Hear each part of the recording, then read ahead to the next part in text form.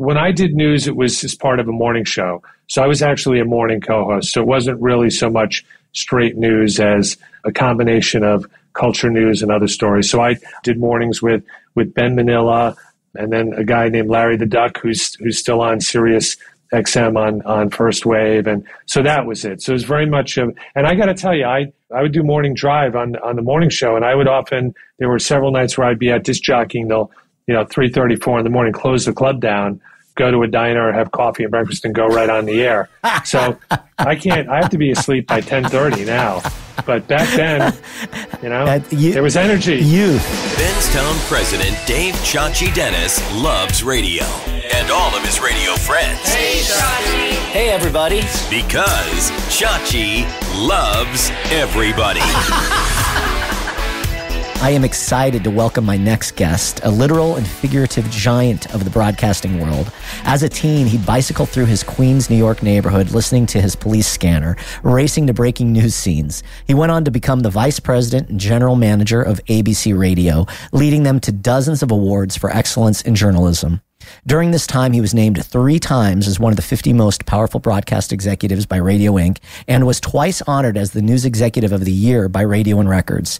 In 2017, he received both the Ward L. Qual Leadership Award from the Broadcasters Foundation of America and the First Amendment Service Award from the Radio Television News Directors Foundation. Please welcome the President and Chief Executive Officer of Skyview Networks, Steve Jones. Welcome to the show, Steve. Wow, Chachi, I'll tell you, you read it. It was accurate, and you read it with passion. I got to tell you, there we go. What a pro. I have to tell you, and I've got to give credit to where credit is due, to Andrew. Andrew was so incredibly helpful putting this all together, and I told him he is hired as the next executive producer of Chachi Loves Everybody if he wants the gig. Well, you know what? What a burden he has to bear to have to be so familiar with my biography that he has to share it with people. That is, I'm sorry for him. How long have the two of you guys been partners in crime? I hired Andrew Kalb in about 1997 or so when I was at ABC, and I was producing what we then would call a computer show for the radio with a talent that we every weekend we would put the show together, and he came on as a freelancer in that show. The tech talent then her name is Gina Smith, so it was called Connected. And then he transitioned over to work on a series on the Millennium, which we were preparing for 2000. And Peter Jennings, who I'm sure you know, and some of those listening may recall that name. Of course. Longtime anchor of World News. Peter wrote a book about the Millennium. We thought that was a really, really fertile opportunity for radio to basically have encapsulated 1-minute stories. And we put together a series of those to run for a year leading up to 2000.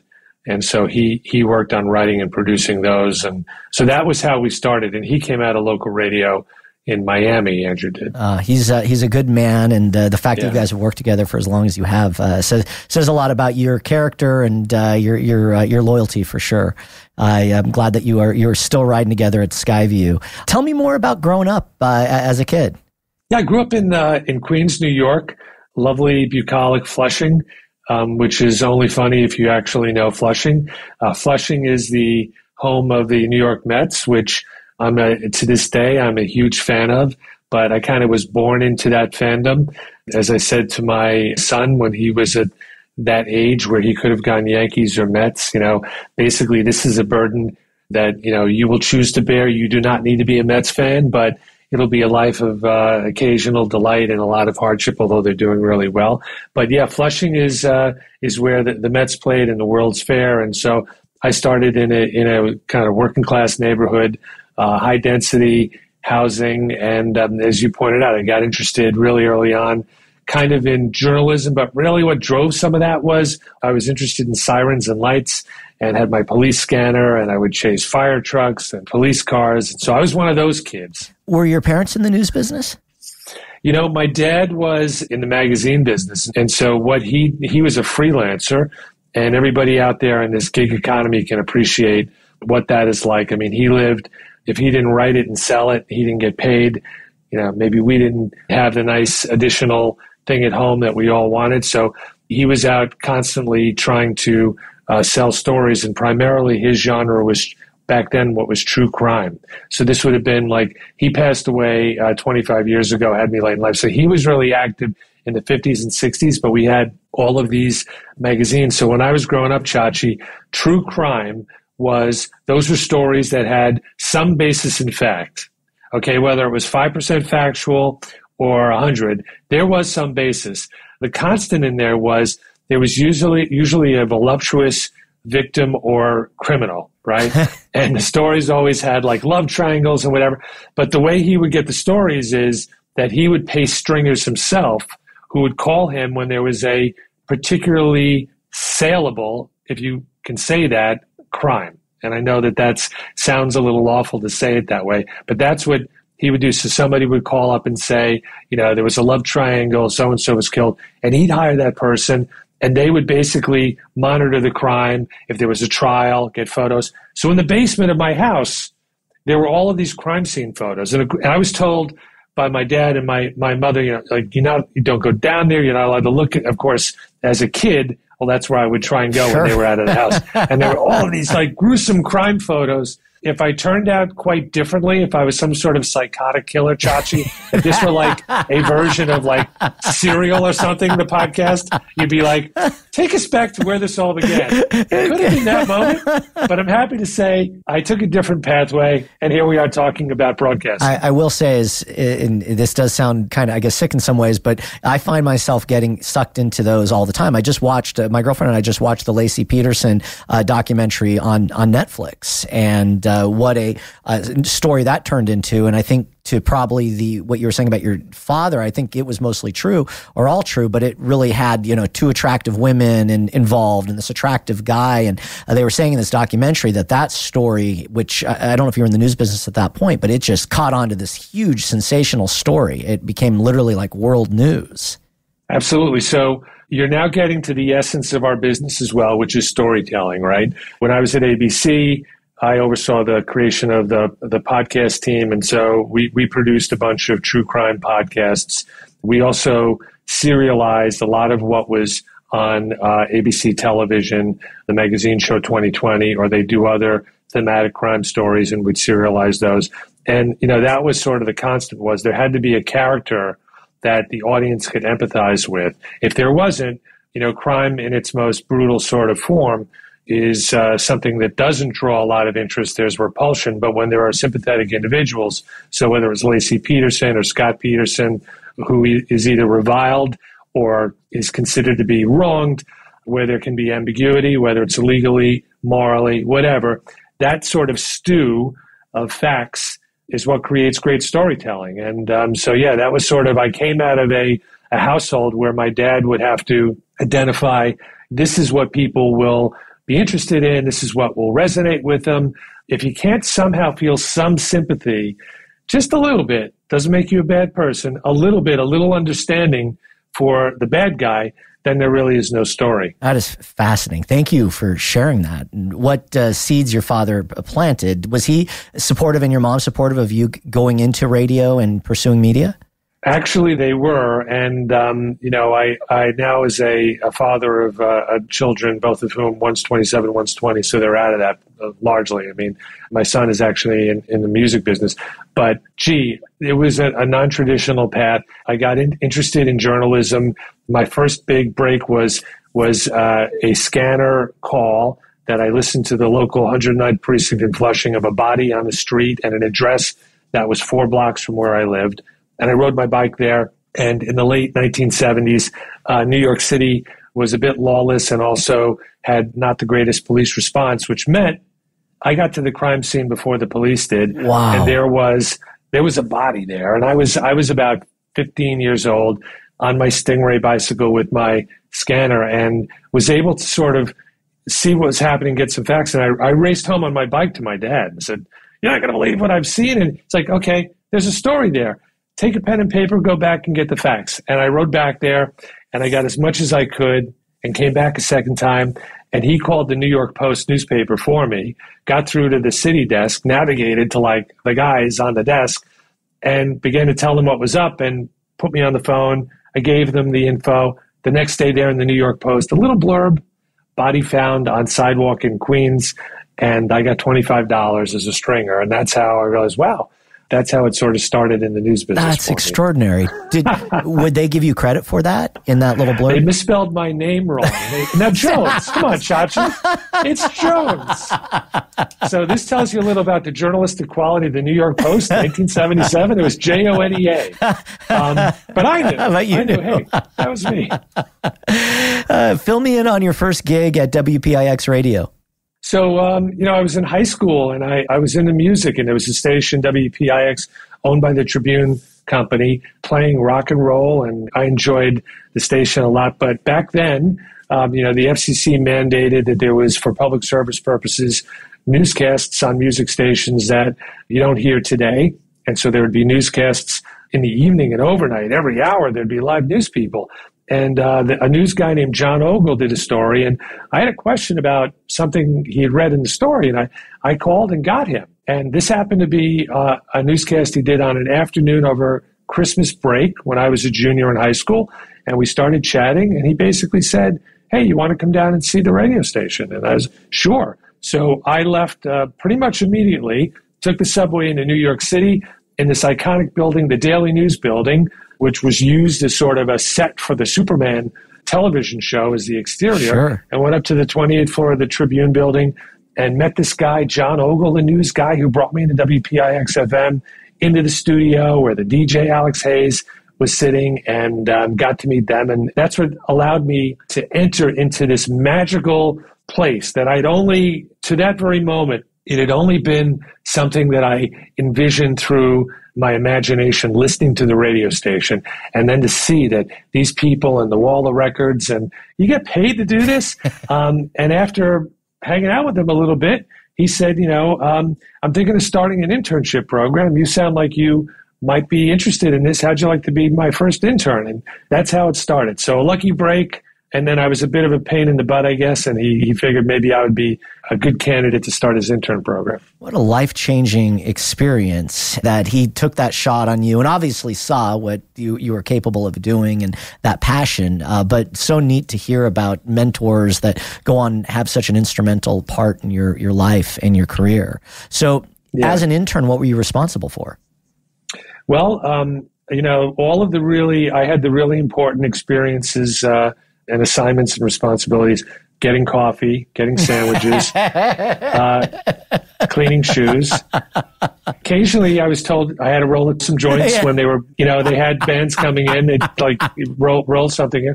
So I did all of it. What I learned was by John Ogle, who until he's about 80 years old now, but until very recently, he was still on the radio. He's had an incredible career, John Ogle. But he taught me, he actually invested his time to teach me how to write. He would let me do interviews and critique me. He would give me copy to write. He let me spend some time on mic, and he would critique me.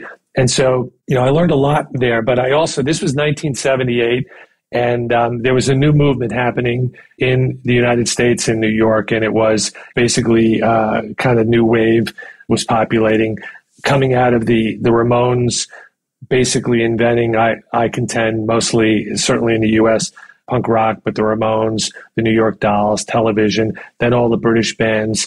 And one of the assignments for me was to call New York City nightclubs every Wednesday. We had a list, and record them and compile it into a 2-minute audio feature called the Rock and Roll Calendar that would air on the radio station WPIX.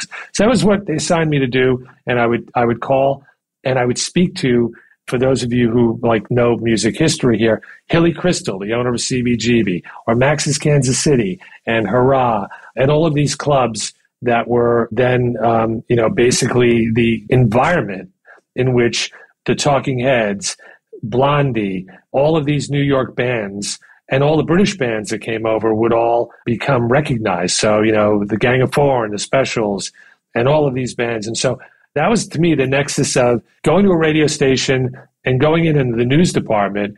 But I was exposed to all of this music, and it really, even to this day, left an indelible mark on me. I love music, and I love that era from 1975 or 6 to the mid 80s. I'm a big, the Sex Pistols. We could do a whole podcast the Sex Pistols is the epicenter of so much that happened with everyone who saw the Sex Pistols, like, quit whatever they were doing. And when, Joe Strummer, like, stopped his country cover band, is like, I'm going to go start a band, and meets Mick Jones, and they start the Clash. I am so fascinated about this part of your career because you get a gig at one of the most famous stations to have ever been on the air, at LIR in 1982. So in the midst of all this, my first question is, do you realize at that point in time that this is really like a whole tectonic shift in music? We did at WPIX realize that something quite extraordinary was happening. We had all of these musicians coming over. And what was quite interesting was often they were bigger in the United States or in certain, cities in the U.S. than they were in England. So we had Joe Jackson and Squeeze and all these bands come over, and they were kind of shocked that in New York City there was a radio station that was playing them because they might not be getting play in England. And then, of course, shout out to WBCN in Boston, KROQ, Overtime, 91X, San Diego. There were all of these other stations that were playing this music. But at the time, there was a feeling that something at PIX special was happening. But then they flushed the format, they flipped it. It wasn't doing as well. And it wasn't until really WLIR came on that, it sort of was reborn and took up a second life. I didn't understand that had happened chronologically. So PIX actually got flipped format. And then, so do you lose your gig at that point? I actually didn't lose it right away, but there's a story that was memorialized in the Village Voice, which was a New York alternative newspaper, very well known back in the day, writing about protests outside the Tribune building when WPIX flipped its format because that music no longer was really being played. WNE, WFM, iconic station played a little. So what happened was, I was doing newscasts, but at this point, Chachi, I'd actually progressed to the point where they let me do newscasts on air. So this is about 2 years after I started. Okay. So they gave the format about 2 years or so. So I'm doing newscasts in the afternoon, and after the 5 o'clock newscast, I go downstairs to grab a cup of coffee before the 6 o'clock newscast, and I don't know, Chachi, that at 5 o'clock, they flip formats. Oh, wow. So as I'm coming back into the building at about 5:10 or 5:15, the guard, who I'd just seen 20 minutes earlier walking out, stops me and asks, is my name on the list? And I don't, what list? And then I find out they've just changed formats. And so he and I stood there in the lobby with the radio station on, even promoting that I was coming up with the news at 6 o'clock. He wouldn't let me back up the building because I wasn't on the list. That's how, everyone who's listening who's been in radio. Yeah. It doesn't happen in television like this. But in radio, you all know those stories where all of a sudden they flip formats. You're either fired or something happened. So that was my story. Oh, were you heartbroken? Well, they let me up, and I stayed there for another nearly year, and I was put on overnights. And I got to tell you, this station, WPIX, when I was an intern, Mark Simone was on the air. So Mark Simone, who's famously in the business, he's on WLIR now in New York, but sure, he would fill in for sub for Rush and Hannity, and he's an iconic broadcaster. Alan Combs was on the air doing overnights, so I was his producer for a while. It was Hannity and Combs. Alan Combs passed away, great guy, about 5 years ago. So I stayed there for a while, and then I was out of radio for a bit until I went over to WLIR. And how did you get the gig at LIR?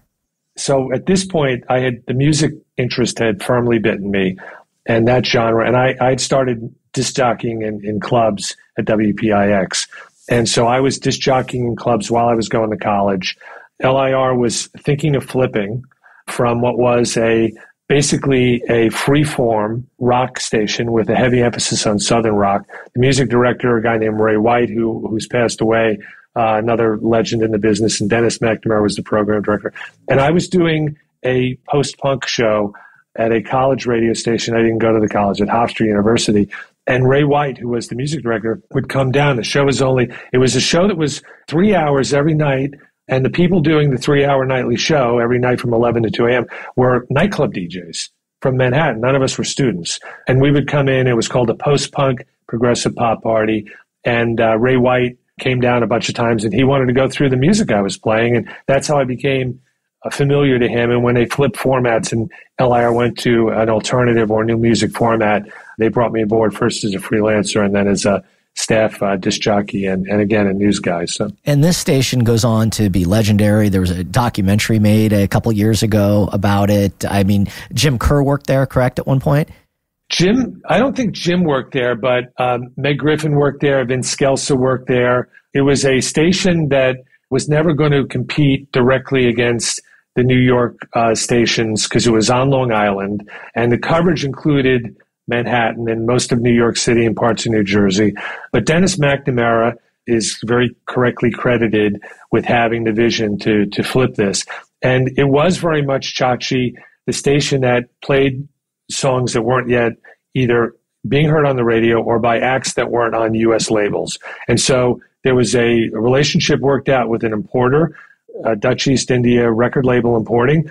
And when records were released in the UK, they'd be flown immediately to New York to the importer. And one of us would go and pick the records up from the airport and bring them right to WLIR. And so WLIR had this window, and often the record labels in the US that had signed deals to release these records, but not for 6-9 months later, were not happy. We were basically creating a demand that could only be fulfilled from imports, and they wanted to release the records domestically. And so that was a cool sort of experience at WLIR. Inspiring story. I can visualize you driving down to JFK and picking up these records just literally fresh from London, and all sorts of what went on to be superstars, Joan Jett, Billy Idol, all came through those studios, right?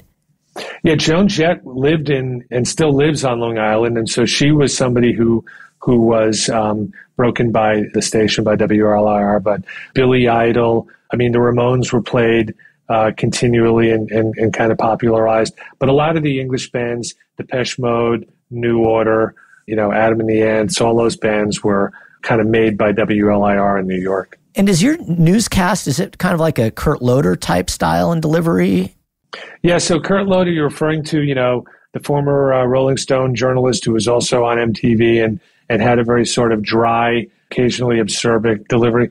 When I did news, it was as part of a morning show. So I was actually a morning co-host. So it wasn't really so much straight news as a combination of culture news and other stories. So I did mornings with Ben Manila and then a guy named Larry the Duck who's still on Sirius XM on First Wave. And so that was it. So it was very much and I got to tell you, I would do morning drive on the morning show, and I would often, there were several nights where I'd be at disc jockeying till 3:30, 4 in the morning, close the club down, go to a diner, have coffee and breakfast, and go right on the air. So I have to be asleep by 10:30 now. But back then, there was energy. Youth. And I'm sure you were living off that adrenaline of being in these nightclubs and just being part of that scene. And I absolutely love that music side of your story. I know we had dinner a handful of months ago and we were talking a bit about this. And I've always associated you as being, news and, running ABC. Boring. Come on. Boring. It's exciting. But I'm boring old white guy. Come on.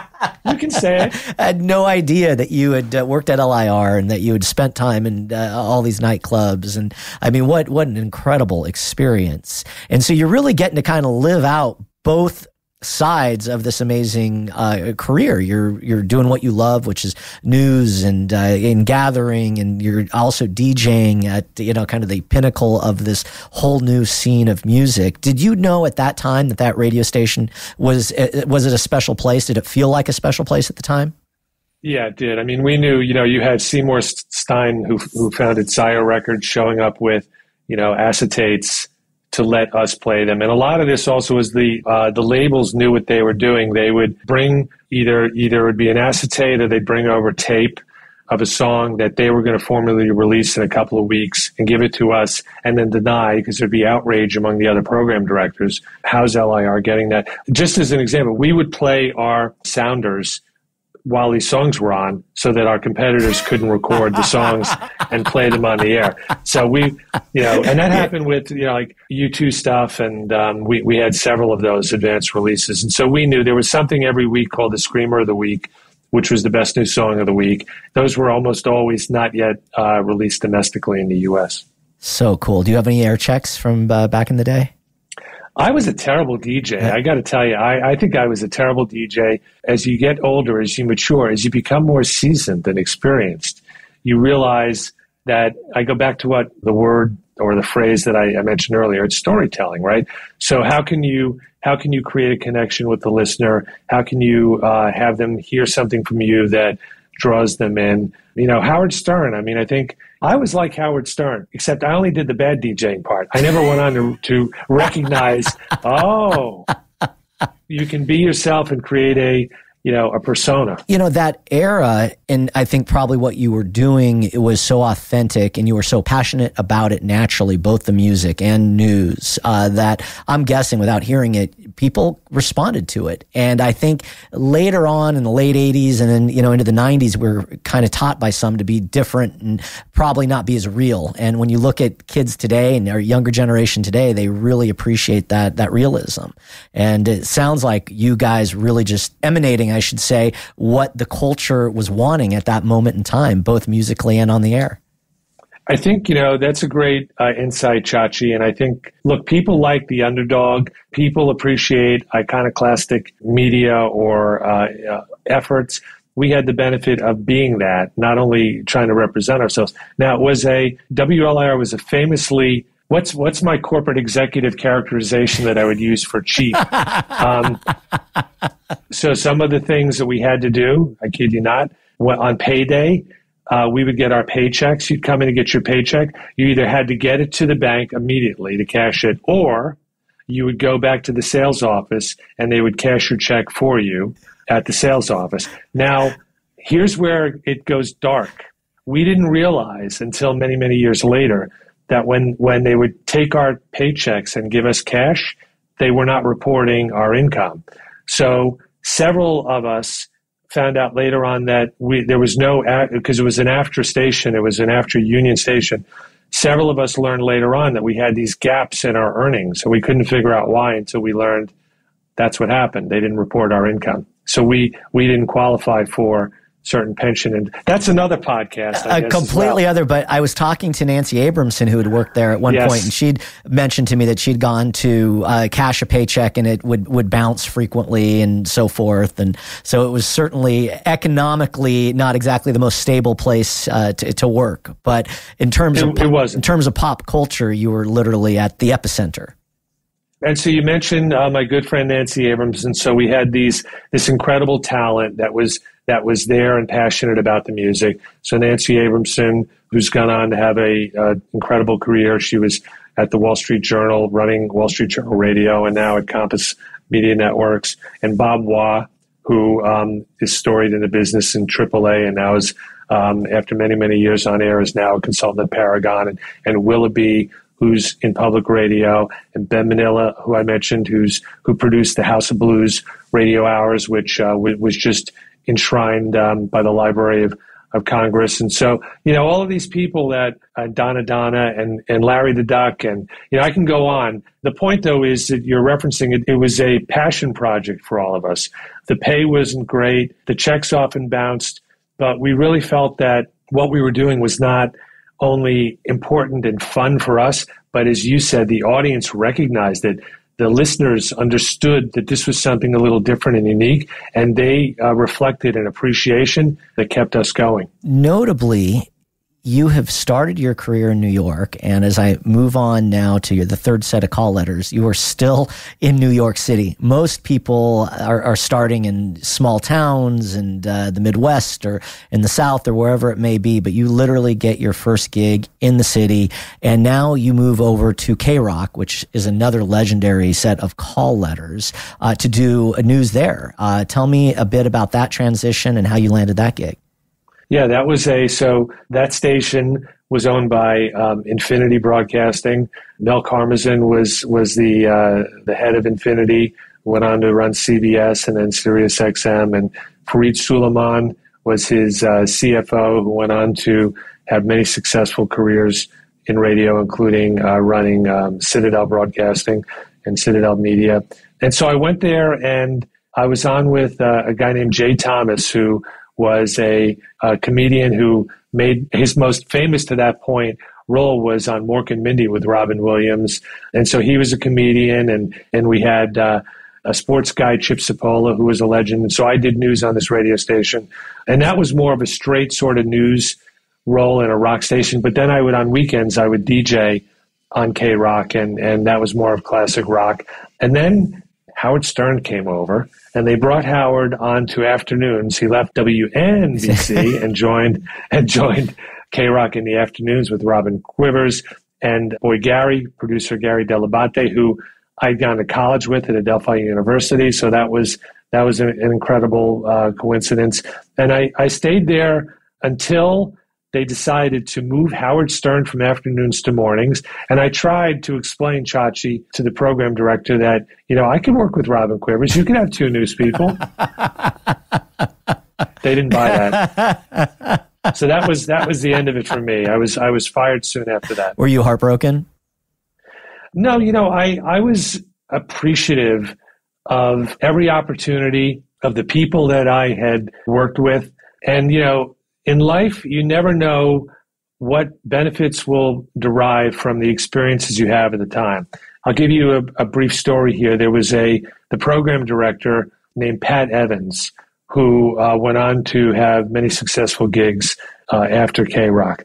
And she was really, really wonderful to me, and I was very, very deeply appreciative. And fast forward about 30 years or so, and I'm hearing a story about a program director, Pat Evans, who was very, very ill and had fallen on hard times, and was communicated to me in the context of somebody who had given her life to this career and profession and needed help. And the help came in the way of paying for her rent and other living expenses from an organization I really didn't know, the Broadcasters Foundation of America. And hearing about this at that time kind of galvanized me to both see if there was anything I could do to support her, because she was so helpful to me, but also to understand more about this organization, which that began my process of supporting them. And, I'm now a member of the board of trustees of the Broadcasters Foundation. And so it became a full circle experience. I would say if there are any people out there that are at the beginning of their career, you never know what experience you will have today, even if it doesn't seem to be the most satisfactory experience, how that's going to impact you later in life. That's a gripping and such a real story. What Tim and you and Scott Herman and the team do at the Broadcasters Foundation of America, I think, is remarkable, and happy to support it in the little ways that we do. And you're absolutely right. You don't know when you're gonna fall on tough times and go from being at this incredible peak in your career to something strikes you like an illness. And you are a philanthropist, Chachi, and you are somebody who is out there doing good. Your reputation as somebody who's caring and considerate for your colleagues is one that I appreciate, and you should be very proud of, because people recognize the efforts you make and the outcomes you achieve just by the fact that you care about people. It's very, very kind of you to say, especially coming from you. And we're going to get to it. It's true. Get to it in a few minutes here. But you are getting honored with a very big award this fall, and I'm excited to share more about it here in a few minutes. Before we get there, how do you land your gig at ABC after being replaced essentially by Robin Quivers? Yeah. Well, so here again, going back to you never know what the benefits you'll derive from the experiences you have. K-Rock was an ABC radio rock affiliate. We were an affiliate of the news network there. Nice. So I got to know Marilee Cox, who was the news director for the Rock Network, and also worked with Dave Alpert, who had done news on K-Rock and then got hired full-time at ABC. And so when I was out of work at K-Rock, for me it was sort of a pivotal moment. Did I want to continue on air as a broadcaster, or was I interested perhaps in really diving into the news business? And that's what I decided was, you know what? I'd always loved news. I didn't really see myself as continuing on as a disc jockey at that point. And so I went to ABC and was able to get a job there. Now, it wasn't the sort of reaction immediately that I'd hoped for. They didn't say, hey, Steve Jones, here's a job for you right away. They had stringent conditions and requirements and kind of looked at me like, wait, you've only been doing news on some music stations. You're not really a serious journalist. So I was a freelancer there for about 2 years and really as a writer, and really had to win them over and get them to see that I could be that guy. And so, again, one of the really rewarding arcs for me in my career was I started out as a freelancer, and I still have the rejection letter initially telling me why they wouldn't hire me, and my response explaining why I wasn't giving up. And then if you fast forward about 16 years, I was then the vice president of that business, running the business. So it was really gratifying for me to make that full circle move. I could only imagine. Now, mind you, you're on in New York, and it's market number one, and you're on really large radio stations. But going from local to now ABC, which is national, is, I'm guessing, a pretty big step and a difference in certainly your role, but also I'm guessing just the overall gravitas of the situation. Was there a lot more pressure in that national environment? Well, I didn't know what I didn't know, Chachi, and you're correct. I mean, these were the radio news network journalists that were emulated by radio news people across the country. These were guys like Bob Hart, who was the news guy on music radio WABC, with all of those heroes that we have from that era, and just a whole array of John Grimes and Bob Walker and John Belmont. They had exacting standards, tremendous experience.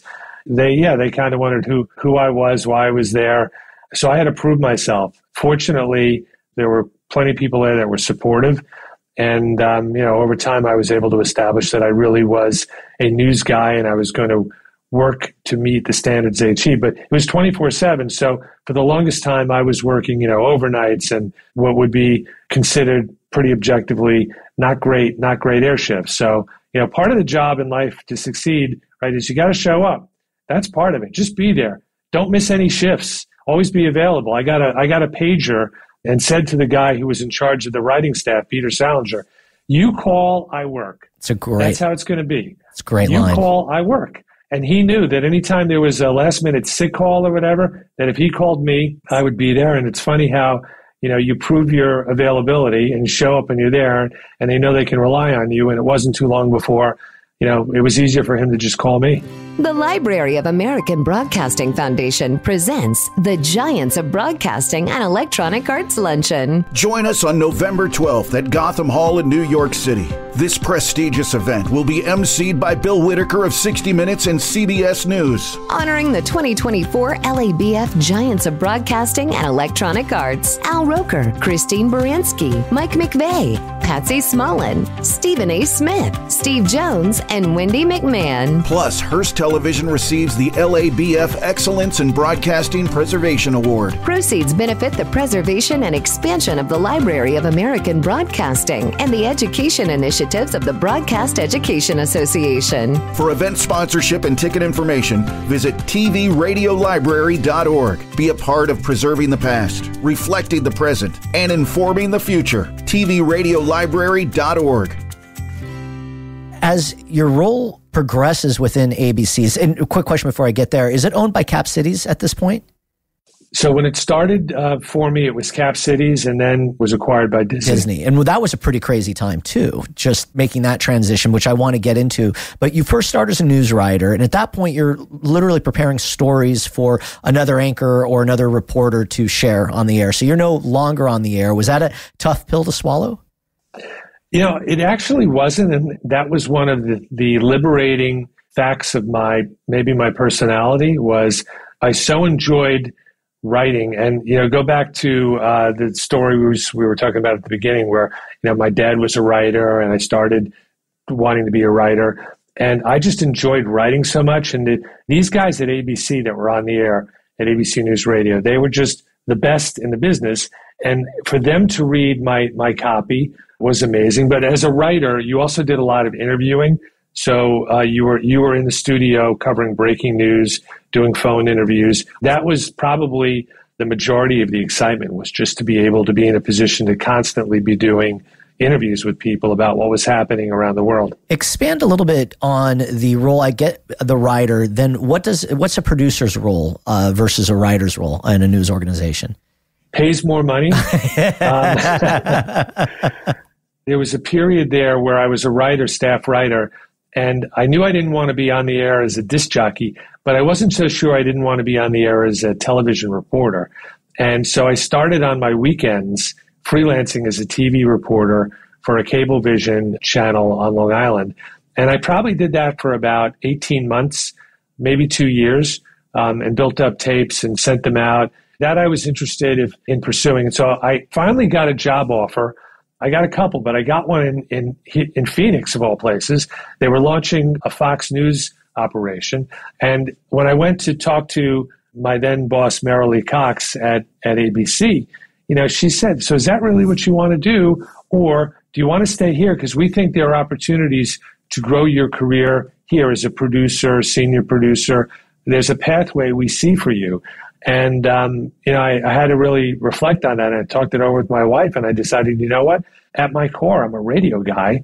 I love radio. I love the immediacy of it. I love being able to storytell and create images that people can hear and fashion in their brains into whatever they think I'm saying they're seeing. So I decided to give that up entirely and committed to the radio space. Thank you. I love that. I didn't know about the TV side of your career. And at that point, this is a really crazy time for news. I mean, CNN has come on the air, I think, a couple years earlier, and then Fox News, of course, and MSNBC. And I mean, there is a ton of money being invested in collecting news and gathering news and in broadcasting news. So I'm guessing there's just a lot of excitement. And then back to Cap Cities, what was that change in ownership going from Cap Cities to Disney? Because my understanding is the Cap City guys were pretty revered. They're revered, and they were frugal. When I started as a freelancer, it actually was ABC Inc. And then I was only there a few months when Cap Cities purchased it. And there's another iconic newsman, radio host, Gil Gross, who has worked for ABC and CBS and been a radio host on KGO, incredible career. And so he tells the story of Cap Cities buying ABC, and Gil, who's working at ABC News Radio, is sent to interview Tom Murphy, who is the CEO of Cap Cities, the acquiring entity. They have just purchased, this iconic brand, and he goes to the offices they have on the east side of Manhattan, very modest, knocks on the door of, it's a townhouse that they've got an office in, and Tom Murphy, the media icon who's now bought ABC, answers the door himself, brings Gil in and says, hey, would you like something to drink, a soda or something? And Gil says, sure. And Tom points to the soda machine. Says, go help yourself. And Gil takes out, 50 cents or whatever and realizes, wow, it's going to be different. Because at ABC back then, you had drivers on. I mean, Roone Arledge, the visionary for ABC News, he had a driver 24/7. The ABC salespeople back then in the mid to late 80s and the 70s, the culture was you had all of this, what now would be considered excess. There's a restaurant called Café des Artistes on 67th Street in Manhattan, famous restaurant, very active bar. The mailroom, because back then you had mailrooms, and they'd go around and they'd pick up the mail and deliver the mail. So the bar of Café des Artistes was on the mail route, so that the mailman at ABC, the internal mail guy, would go across the street to the restaurant bar to pick up all the bar tabs of the ABC executives to bring them back over to ABC. So that's, if you can, no, that's how that, so, you think of Mad Men as being like a 50s thing, but it was 60s, 70s, 80s, and then Cap Cities comes in, and no, we're not doing business like that anymore. And you're now buying your lunch out of a vending machine. Exactly. That is a big change. It sounds like, though, you were able to excel and succeed because your promotions keep coming. You keep moving up. You're named to ABC News Director of News and Entertainment and Programming, which is now a really big role. What was that like now going in? I'm assuming at this point you're overseeing a large staff? I'm overseeing a staff. I don't know how large it was, but it was a group of producers who were expert in entertainment, and then I was in charge of breaking news. This was a position where I had my two passions indulged.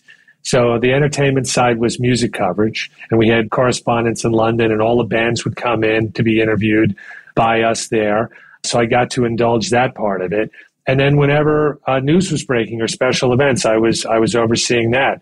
That just meant if you're an adrenaline junkie, as I guess I admittedly was, the fact that at any minute of the hour or hour of the day, you drop everything and you go into live wall-to-wall coverage, which I would oversee as a producer or senior producer. That was incredibly exciting. When O.J. Simpson was put on trial, we launched a nightly show covering the trial, and I produced that. And for the 9 months of that experience, I was with Ro Khan, who is a WLS host, Chicago, and June Grasso from Court TV. So it was incredible, Chachi, to be able to, intellectually every day, you're full of occasionally irrelevant information. My poor wife would have to hear about everything that went on in the day. I was her news source, because you'd go home and you know everything that happened. And you would have to switch gears really quickly. I mean, one moment you could be covering NSYNC and Justin Timberlake, and the next Columbine. I mean, it literally was that diverse. It was, and again, had really talented staff. Again, I mentioned him earlier, a guy like Dave Alpert, who was an incredible journalist who also happened to be a credible entertainment reporter, and we had a group of people, Jonathan Ashby in London and others. And so, for me, it's always been about finding the best people or working with the best people or trying to support the best people. And we had a great group like that. But yeah, I got to pivot from whether it was a plane crash or a debut of a major artist's new record, they could both coexist in the same day of events. Around this time now, Disney buys ABC from Cap Cities. And so now this is your third owner, essentially, since you've started working with ABC. And was that a transition that people were excited about, or was there some skepticism? The first is, I'll reference, there was another broadcaster, legendary Hugh Downs, sure, who people may know him from, he was on the Today Show in the 50s and 60s, and game show host. And so he also was the host of a weekly magazine show that I produced called Perspective for many years. Hugh tells the story of he's on vacation with his wife, and they're in a hotel room, and cable TV is on CNN, and the television is on, and his wife says, "Hugh, I think you ought to come and see this." And he says, "Honey, I'm busy. I'll be there in a few minutes." She said, "No, I think you're going to see this. Disney has just bought ABC." And, he describes like the shock.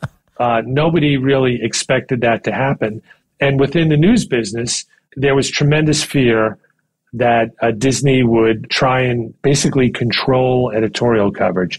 If you were to Google Disneyfication of news, I don't know whether they're all online captured today, but back then there were hundreds of stories and thousands of hours of hand-wringing, and people were in a great degree of despair over what they felt was going to happen. Whether that actually was the start of some of this, where entertainment values were put ahead sometimes of journalism values, I guess is arguable, but that was the great concern. I thought Disney was a great company, and I enjoyed very much working for them, and there never was any of that I saw, but certainly it was a concern. Fascinating. And they certainly saw the value in you. And you, much like going back to PIX, you were fortunately on the list, and they kept you, and they promote you to now be head of their internet group and VP of programming and operations. And this is the very kind of infancy of the internet, certainly just a few years in. What were your responsibilities in terms of online?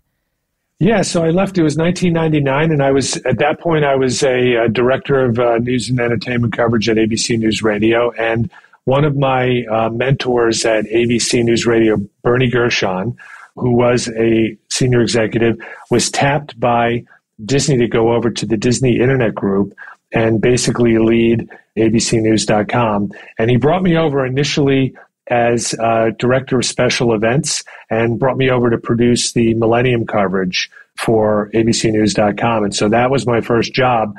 And then moved from that, I became the executive producer of abcnews.com, in charge of all the editorial, and then eventually the vice president of programming and operations. It was an exciting time. I mean, it was the infancy of the internet.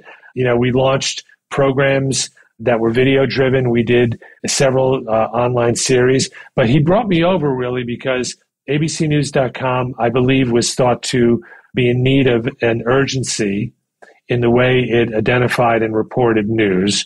And I had a reputation at ABC News Radio for galvanizing the troops and getting coverage on quickly and creating it fairly and comprehensively. And so that's kind of why I was brought over initially, was to introduce that to ABCnews.com. And then did you stay in New York at this time, or did you come out here to LA? I did. Okay.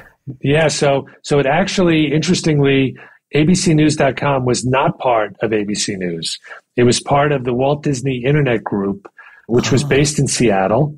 It was under the ABC News brand, but we had a separate editorial team trying to use all of the people and resources of ABC News on abcnews.com. But technically, we were not part of ABC News at that point. That's interesting. So probably had some navigational skills were certainly needed on your part. So I'll tell you about the time I was told by the president of ABC News, then David Weston, in his office, that if I worked for him, he would be firing me at that moment. And, you think like, okay, what could Steve Jones have done that would have caused this? And he was so angry. And this is about 2000, 2001 or 2002, maybe 2000, somewhere in that period. Here's what got me in so much trouble.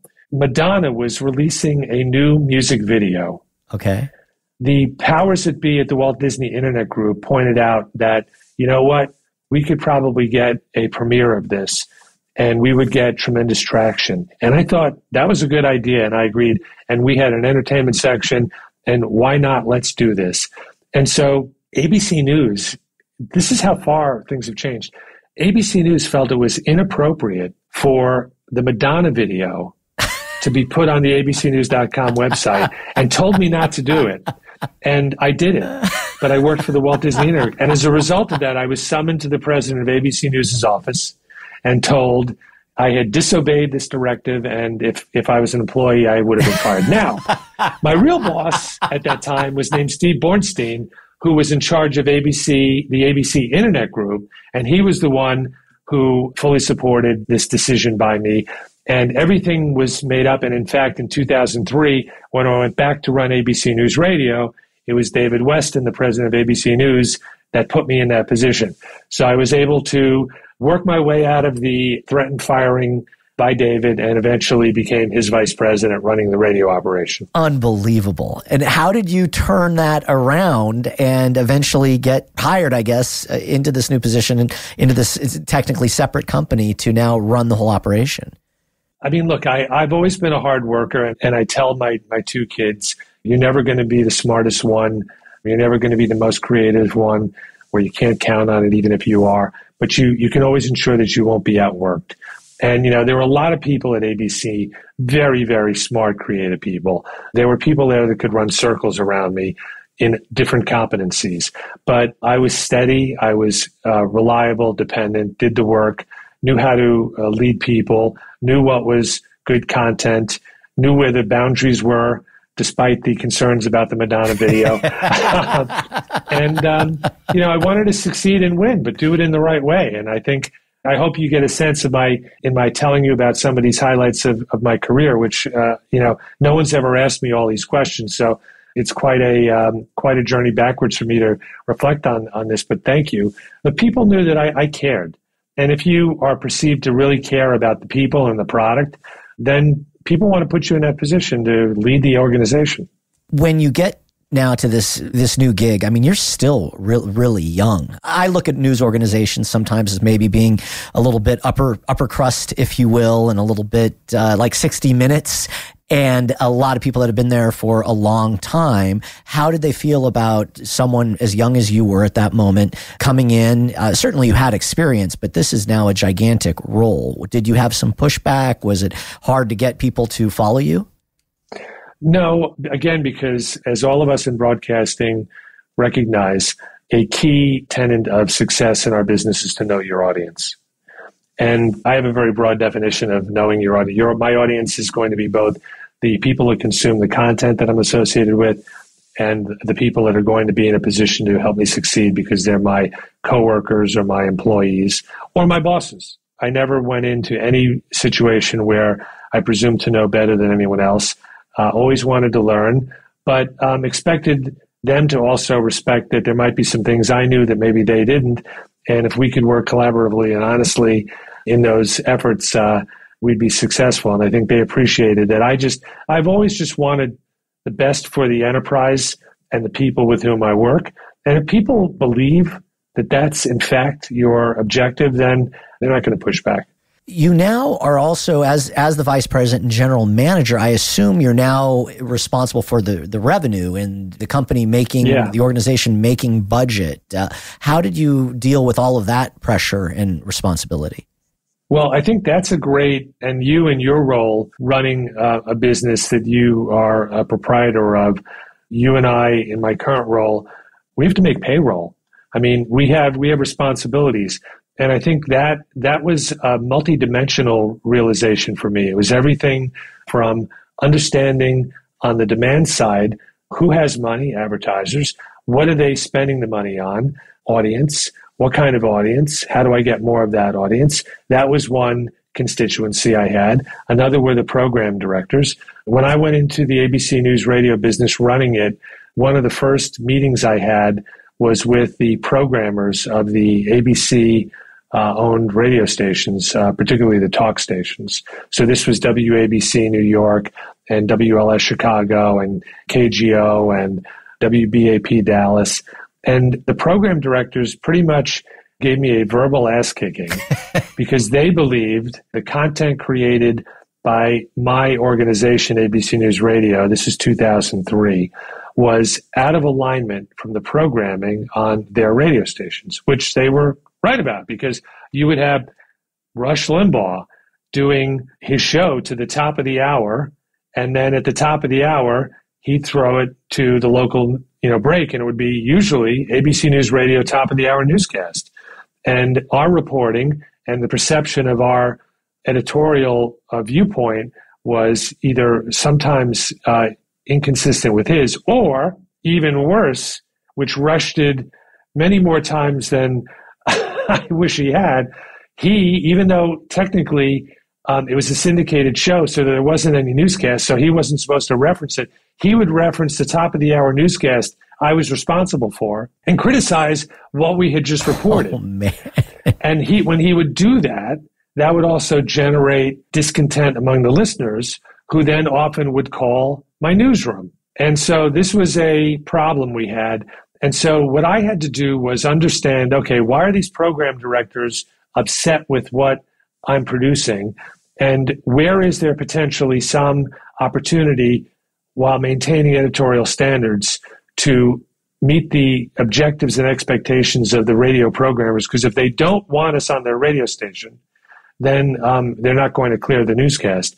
And the answer, Chachi, was to create more open understanding and dialogue between the radio stations and the newsroom. And by that, I mean, there's so much discussion about diversity, but one element of diversity is a geographic diversity, is hiring people who come from different parts of the United States, who have rural experiences, who have agrarian experiences, who have military experiences, and introducing them into the fabric of a newsroom so that when people are talking about the editorial merit of a potential story, somebody else in good faith can raise their hand and say, okay, but have you considered this? And that's not dictating a different editorial outcome. That's creating I believe, an editorial dynamic that allows there to be an understanding that, okay, there are different views and perspectives and ways to cover stories. And I think once we started to do that, and so I hired some really great talent from around the country to come in as reporters and editors, and it made us a much stronger organization, and it eventually minimized that discontent, because my job was not to make those programmers happy. My job was to be able to deliver content that I could defensively say to them was free of any editorial slant. What a really smart move. And I get it, because now you've got representation from all these different, factions around the country. I know a lot of times there's people feel that LA and New York, call in between the flyover area, and that place isn't necessarily represented the way that it should be. Or at least there's criticism sometimes. Certainly Fox News was kind of built on that middle America wasn't being represented. And That really does make a lot of sense. Quick, just news question before we move on. The news to me seems to have changed so much over the last, let's say, 25 years since the advent of, I guess more than that, probably closer to 30 or 40, but CNN and then Fox and MSNBC and Rush and Hannity, and it really has changed. And where do you see that going as we move into the future and their Newsmax? I feel like there's more news than ever in a lot of ways, but it's all got smaller audiences. It's been fractionalized to some degree. Yeah, well, that, of course, is a really important question that's essential for democracy, right? There's a ubiquity of information, but that doesn't mean that the information is credible or correct. And in order to assess the accuracy or correctness of information, there needs to be greater media literacy, I think, among people to understand. So what is the source of this information? Is there an inherent bias because they're part of an organization that is trying to direct audiences to a specific viewpoint? All of those questions. Now, look, one of the criticisms I would get over my career when I was a journalist, and I'm not anymore, isn't there bias in all journalists? Well, yes, every human being operates from a set of internal biases based on perspective, experience, and other things. But journalists are professionals who are minimizing or recognizing any bias and trying to manage it so that it does not impact the telling of their stories. And what has happened now is it's really a very, very difficult time for people in journalism because there's a vilification of journalists as all part of a monolithic group to try and create certain outcomes. And so whether it's been the last 12 years or 8 years of really the two administrations, but even before that, where journalism was criticized, I think it's really hard now for people that are trying to create content. And so it is more fragmented, more balkanized. And the business models that seem to be succeeding often do have certain very narrow coverage strategies, or opinion based, but they're revealing what the opinion is essentially. So there's not any kind of deception that's occurring in many of these, but in others there certainly is. It's hard to tell. It's hard to tell on X. Everyone's got a blue check mark, or anyone can buy one.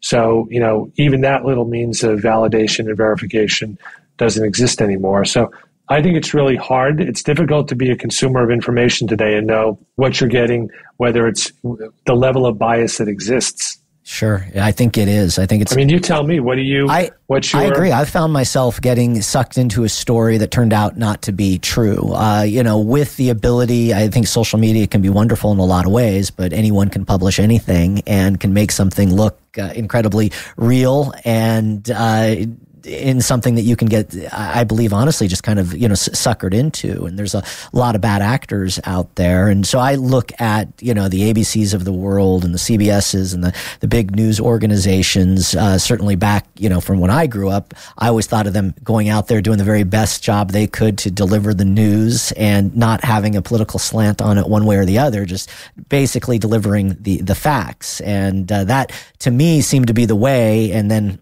it's obviously changed dramatically. And so I may be wrong, but that's my personal opinion on it. I miss the days of just trusting what Dan Rather said to be the truth. You know what I mean? So, at Skyview, we have the honor of working with CBS News Radio as a customer and Associated Press.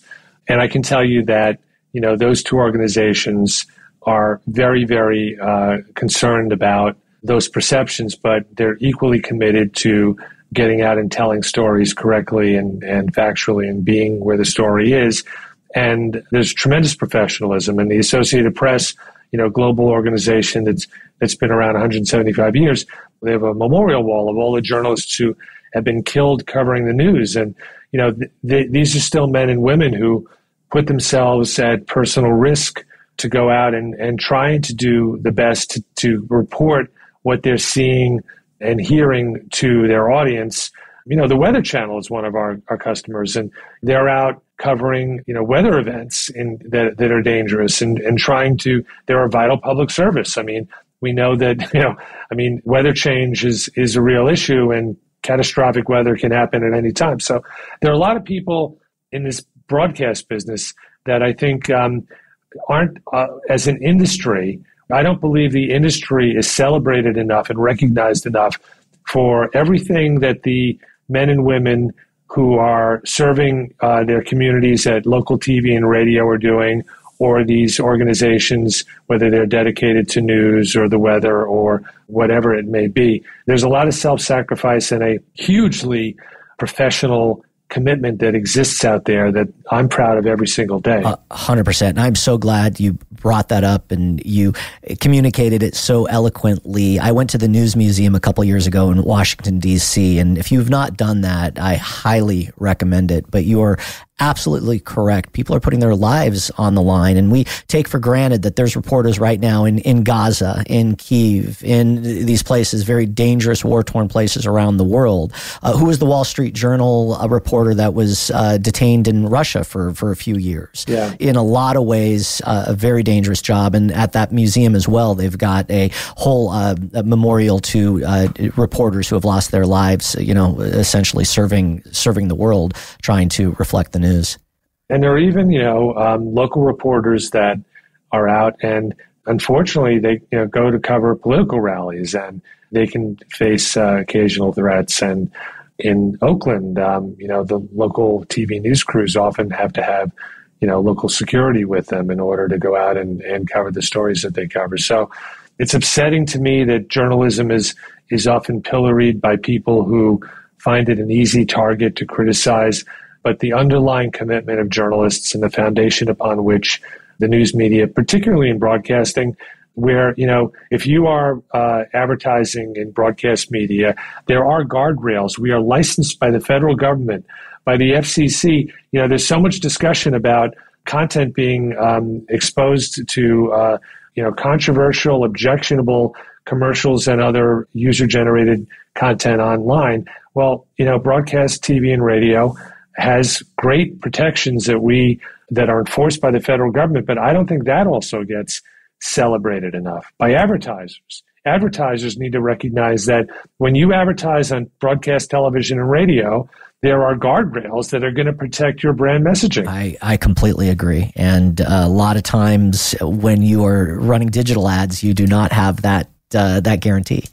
Let's get into what you're doing now. After, over 30 years of an incredibly successful career at ABC, and took you through Cap Cities and then the Walt Disney Company.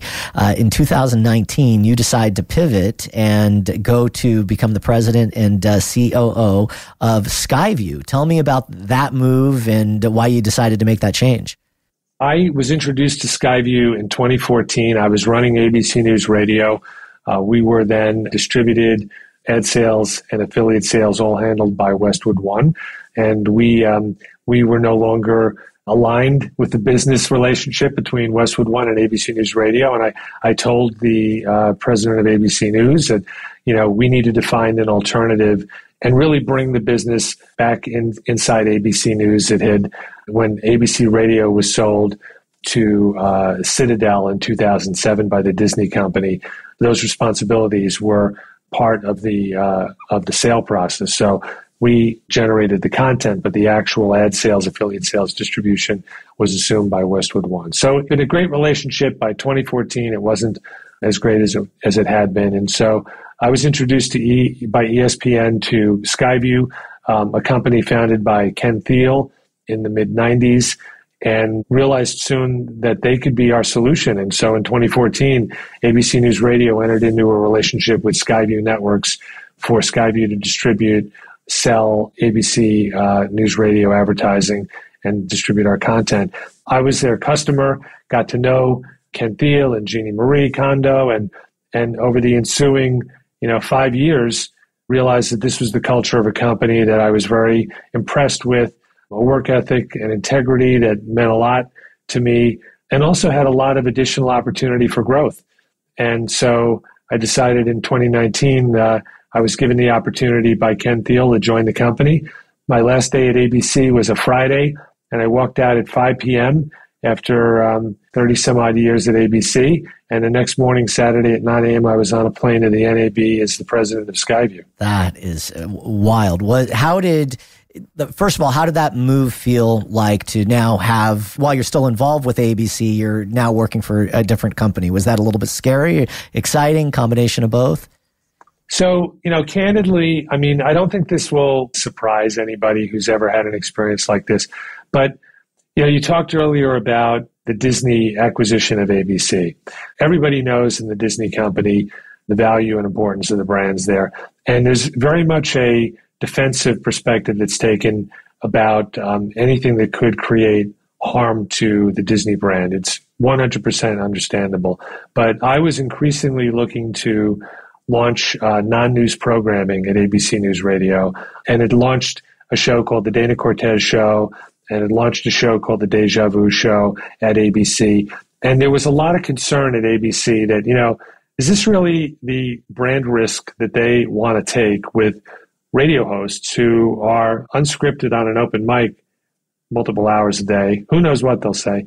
So I thought, this is probably an opportunity where if I go to Skyview, I can do much more of this. And that's probably the better future for me. So that was a big reason in my deciding to move on to Skyview, because I saw a lot of opportunity here and felt it would just be probably easier to achieve in an environment that was more supportive of being entrepreneurial and innovative in that space. And it seems like the network has really grown. Prior to you getting there, they were mostly, and correct me if I'm wrong, sports, correct? The majority of the business was sports. So Skyview's legacy business is in providing distribution and ad sales to sports franchises. And so our differential is that instead of providing, games of the week in any particular sport, our relationship is with all of the MLB teams and many of the NBA, NHL, NFL, college sports. And we have ad technology that allows the teams to better maximize the revenue opportunities. So, for instance, before Skyview developed this AdView ad technology for baseball teams, they weren't, with every pitching change, rain delay, you name it, that you now hear and probably take for granted as a listener, that all of those are sponsored and brought to you by. That didn't exist, and Skyview kind of started that in the late 90s, introducing technology that was specifically meant for play-by-play sports. So all of our sports business is play-by-play, local team, fan-centric. That's our differential there. And then in 2014, ABC News came aboard to Skyview, and then CBS 2017 because CBS saw what was happening. And then when I came over in 2019 is when, I expanded it to other syndicated shows, other groups of radio companies that we represent, and we've expanded our sports business as well. That's congratulations. It's been awesome to watch you guys grow. We share a client, our good friend Gary Wall at Jack FM, and I know he's been very, very happy working with you guys at Skyview and reaping in the rewards and the success you guys are having. How has your day-to-day changed from running ABC to now? What are you doing day in and day out? And you are still involved with news, obviously with AP and in CBS, but there are now more clients versus running that operation. Yes, so they are clients, which means neither call me when there's a plane crash or some breaking news story to wake me up in the middle of the night and run into the newsroom, as was the case at ABC. So that's the big change. I loved being a journalist, and I cherish every minute of that, but I don't miss that part of being a journalist. And for all the reasons we talked about earlier, I really feel for my colleagues in journalism that the work they do can be often not fully appreciated by the audiences that they're serving. I'm much more involved in the business side of things here at Skyview as currently as the president and CEO. We have a great team, a great culture. We have longstanding employees here, but I get to enjoy all the things that excite me most: business development, innovating, finding in technology and content, finding new ways to basically be the best beneficiaries for our business partners. So by that, I mean, a lot of the shows we syndicate and programs we work with, you mentioned Gary Wall, who's a brilliant programmer and entrepreneur who founded Jack FM and runs Jack FM. We have about nearly 30 independent business relationships with individual content creators, publishers, and broadcast companies. So, yeah, we work with big broadcast companies like Cox and Alpha and Beasley and Hubbard and CMG, and we work with publishers, the Weather Channel and AP and CBS. But a lot of our business partners are talent like Jack FM, Dana Cortez, B-Dub, Throwback Nation, Murphy, Sam and Jody, Bob and Sherry. These are all syndicated talent that have formed their own businesses. And if we don't perform for them by generating revenue, they're not able to produce the content. So I'm really excited that we're a company that empowers independent content creators to realize their ambitions by helping generate the revenue, by providing programming support when needed, by providing technical support so that they can get their shows out.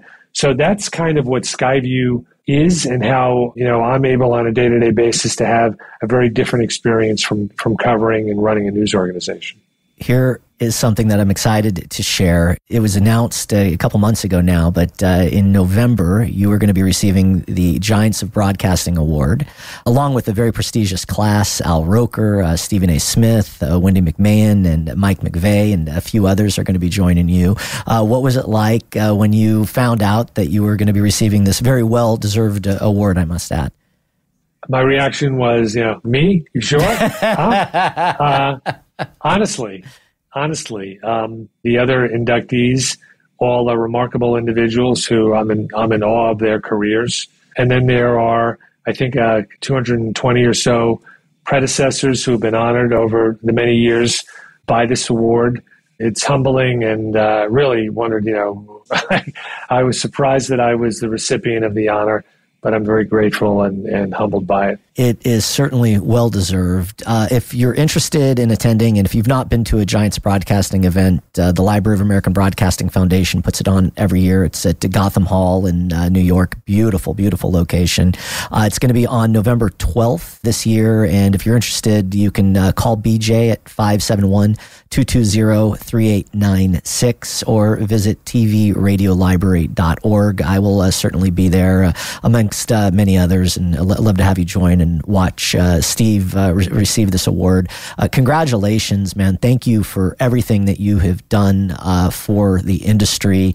I got two bonus questions for you. Being a lifelong Mets fan, a lifelong, certainly a fan of news, but also a lifelong fan of music, would you rather have been in the Sex Pistols, pitcher for the Mets, or choose the career that you've chosen? Well, I have no regrets about the career I've chosen. Also, I don't have the pitching arm to qualify me to be in the Mets, nor the musical ability to have been in the Sex Pistols, although you didn't need all that much ability to be in the Sex Pistols. But, Steve Jones, for those of you who may not know, Steve Jones was a founding member of the Sex Pistols and their guitarist. I am a big fan of what the Sex Pistols, the impact they had. And so Steve Jones put out a memoir, and FX turned it into a series, Lonely Boy. And he came up to ABC to promote it. And so I went up and met him. And so, Chachi, I would tend not to basically go up and insert myself into many of these interviews that I wasn't doing and wasn't fanboying. But hey, it's Steve Jones of the Sex Pistols. So I go up, and we have the same name and everything. He's getting a bigger kick out of all of this than me. And then he wants to go to my office. And then he sees a bunch of my business cards. And then he takes them and says, I'm going to try and do my British accent, but he says, I could get in a lot of trouble with these. And he puts them in his pocket. Now, Steve Jones, for those of you who don't know from the Sex Pistols, he did get in a lot of trouble for a long time. He doesn't anymore. But I have to say, I was wondering, well, should I let ABC Legal or PR know? Because I'm pretty sure that sometime in the next few weeks, something is going to happen where somebody is going to say that I got his business card right here. But thankfully, Steve Jones of the Sex Pistols, he never did anything. He invited me to go on his then radio show, and I thought this was the producer in me. I said, you know what? That's going to be funny for about 90 seconds. and then it's not going to. So thank you, but no. You would have been a phenomenal guest on Jonesy's Jukebox, man. I have had such a great time interviewing you. Congratulations on being a giant of broadcasting. Really excited to see you in New York in November, and it has been an absolute pleasure. Thank you, Steve. Thank you, Chachi. I appreciate, again, all the work that you do in the business, your leadership in the space, the fact that you are also sitting down and taking up your valuable time to kind of walk through my career with me. Deeply touching, very much appreciated. And I'll see you at Gotham Hall in a couple of weeks as well.